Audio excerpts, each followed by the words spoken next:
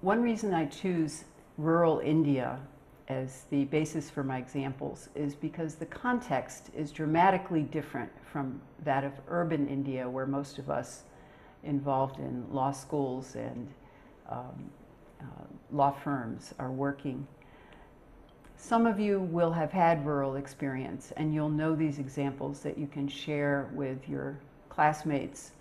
Others of you will actually not know the context. You'll not know how people light their homes, where they get their water, what kind of sanitation they have available, what the schools are like. Do the schools have water and toilets or not? Where we work, they don't.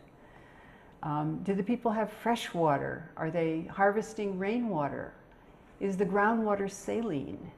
All of these contextual issues really matter to people as they try to survive. So you, as an urbanite, will need to be very curious with rural populations to understand what their daily life is actually like. So as this is true for you as a lawyer, and it's true for you in any context. So whether you ultimately become a corporate lawyer and need to learn about your corporate client's business, or whether you're working with marginalized people, context is extremely important. One thing that may be unique in rural areas is the way that there are justice disruptions. In other words, in some villages, caste is still a huge issue. In some villages, the power dynamics are such that courts won't work properly, or government line departments won't work properly. There may be bias against certain groups of people. You will need to remember that and investigate that as you go into a community. Otherwise, the lofty vision you have of the justice system from what you've studied in law school may not be applicable.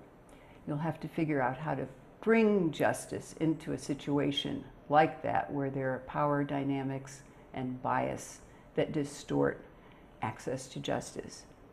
So who are the stakeholders in access to justice? Of course, the community members, those women, children, disabled people, elderly people, people of low economic standing, many groups of people that other modules have talked to you about, teachers of other modules have talked to you about. We immediately, of course, think of courts as an institution involved in access to justice. But my message to you is that we as lawyers need to make sure that the communities know how to solve problems, as many as possible, before they go to the courts. For people who are trying to access benefits for food, for rural employment, and for other government benefits, right to education, right to information, government offices are often the first place that the community should go. So we as lawyers and law students need to know which government offices are handling which issues, so that we properly channel people to those individuals. We also need to be aware of stakeholders like other NGOs, paralegals, law students besides your own institution, gram panchayats, which play roles in villages in accessing certain government benefits. And then we can also think about teachers, employers, doctors, other people who are influencers. They're educated people in a community who actually can help people solve problems through local discussion as opposed to court process. Courts are expensive, they're slow, they're foreign to most marginalized people, they're not comfortable in those settings. So to the extent that problems can be worked out speedily, fairly, without going to court, that's an excellent solution. And I realize law school, for the most part, has not concentrated on that. But you as a lawyer will be a problem solver for your community. So it's important for you to think of those negotiation options before thinking of court. Who else is a stakeholder? I would say society at large. We know that the marginalized in India is the majority. No one is able to enjoy equal rights if the largest part of the population does not enjoy equal rights. Everyone's at risk, frankly. So it's very important to society at large that we support equal access to justice, fairness in relations in the community. We all benefit from that. At this point in the module, I will show some visual images, and the camera will cut to that. Citizen participation is critical for engaging with communities. If one finds that one is giving a lecture to a community without engaging with that community, there's probably a real missed opportunity. So it's important to stop periodically, make sure that you engage members of communities that you're visiting, to find out how they are understanding what you're saying and what questions they have about what you're saying, and whether what you're saying is at all relevant or important to them. Find out their definition of legal needs, and you will have an interested group of people to engage with. As you enter a community, it's important to find out what injustice means in the local context. Your mission is to help with access to justice, so knowing what the injustices are is one of your first issues. What are the community's legal needs?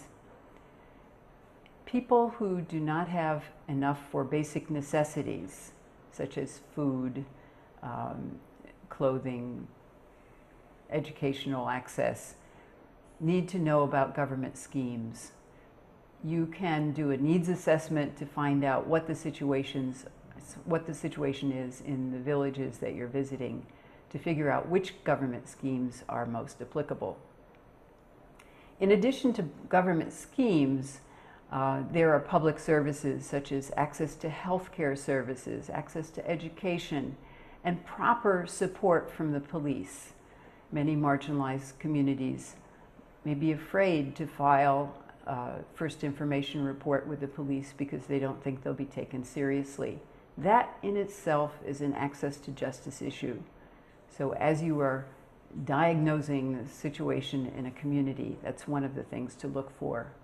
There's the issue of human rights law enforcement.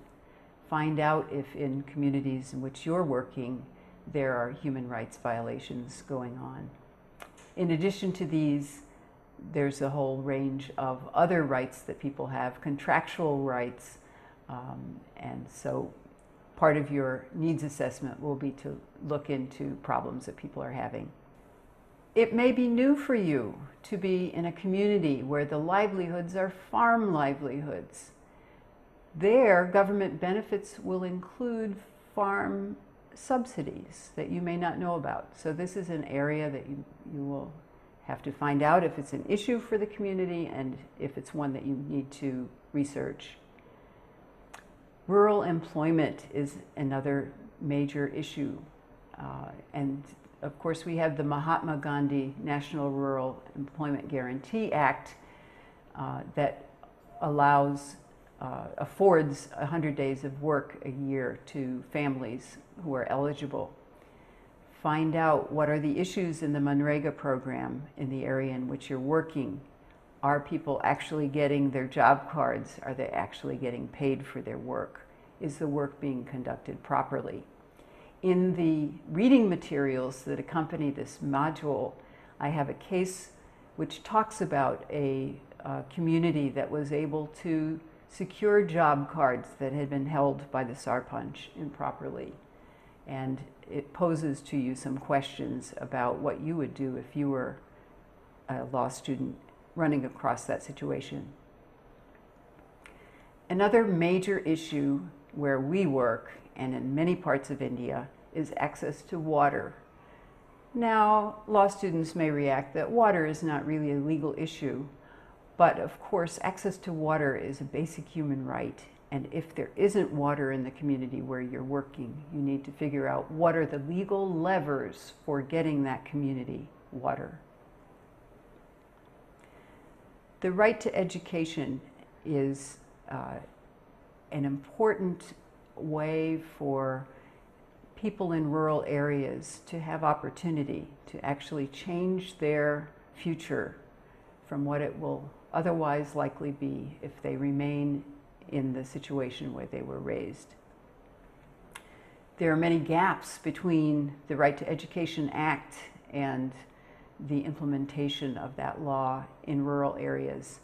It's important for you as a citizen as well as for a law student to be aware of those gaps and see in what way you or civil society organizations can contribute to the implementation of that right. Part of the problem in schools is facilities, that there may not be sanitation and water that students need in order to stay there all day. Another problem that we see is there are not enough teachers, and that seems almost insoluble. So what would be the policy steps that might need to be taken in order for your engagement with community to actually lead to a solution that would be helpful?